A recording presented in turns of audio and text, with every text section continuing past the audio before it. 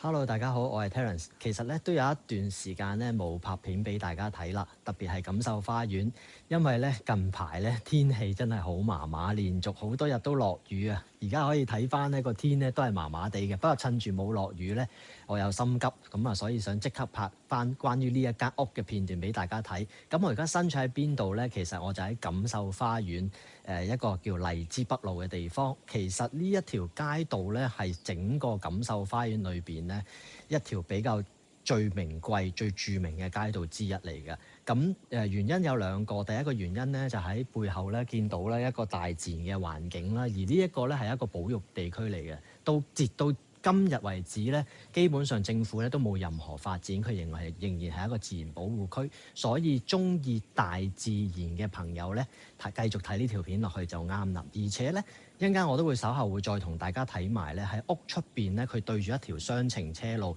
相對地咧係比較遼闊、比較開揚嘅個環境。咁花園咧，亦都比標準嘅單位咧，同類型咧係會再闊啲、深啲，係啦。咁事不宜遲啦，即刻同大家一齊去睇下究竟呢間屋嘅特點喺邊度。我哋一齊去睇下合唔合適，啱唔啱你自己用啊！要數到呢一間屋嘅特點咧，一定要由門口開始講起。佢咧面對住一條雙程車路，而且咧呢邊係河北區，咁咧大嘅尺數嘅屋咧相對係比較多啊，所以空間咧係相對比較遼闊㗎。同市中心嗰邊嘅分別咧，就係好明顯地呢邊啲屋咧係會屋與屋之間嘅距離咧就闊落好多。咁當然啦，相對地咧。行出去，如果講步行出去市中心咧，就會相對遠啲啦。但係如果喜歡私隱度高啊、寧靜嘅朋友咧，就適合不過嘅。好啦，從大門一入咧，有一個都比較闊大嘅花園啦。其實呢個位置咧係可以相對咧，如果有需要係可以泊多一部車嘅。咁入去車房嘅位置啦，一路直通住一個後花園，咁相對咧係可以泊到3至4部車噶啦，淨係呢個位置。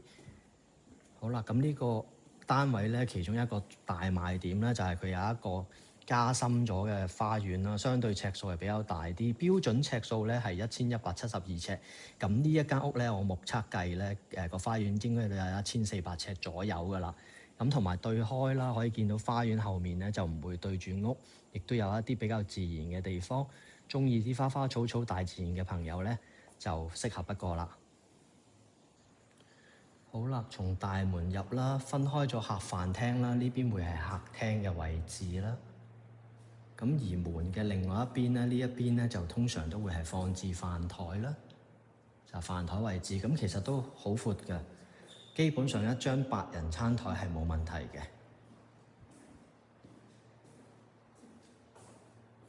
好，我哋睇下廚房個內部情況。其實呢一間屋咧有啲基本裝修嘅，如果唔係對裝修要求好高嘅朋友咧，其實簡簡單單可能油下油，甚至乎可能連油都唔使點樣油，買啲家私就可以住得㗎啦。好，咁我哋而家睇埋地下呢一個洗手間位置，呢個位置做咗一個少少嘅儲物位啦。咁係一個客人用嘅洗手間。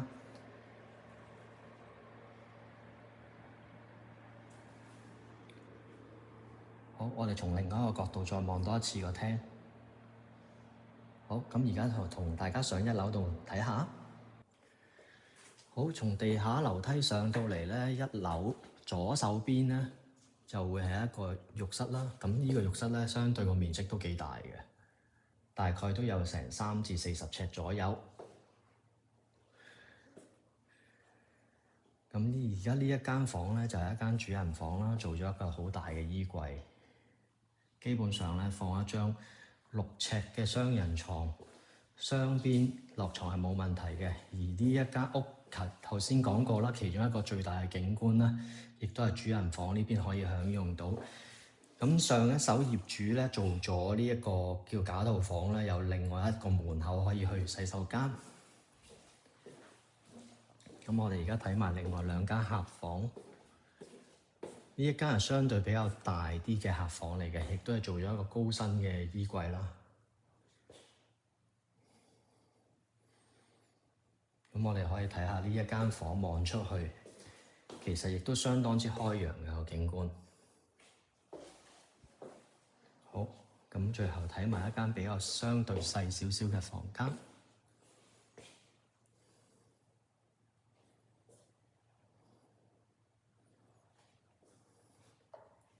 樓梯再上咧就係一個儲物嘅角仔啦。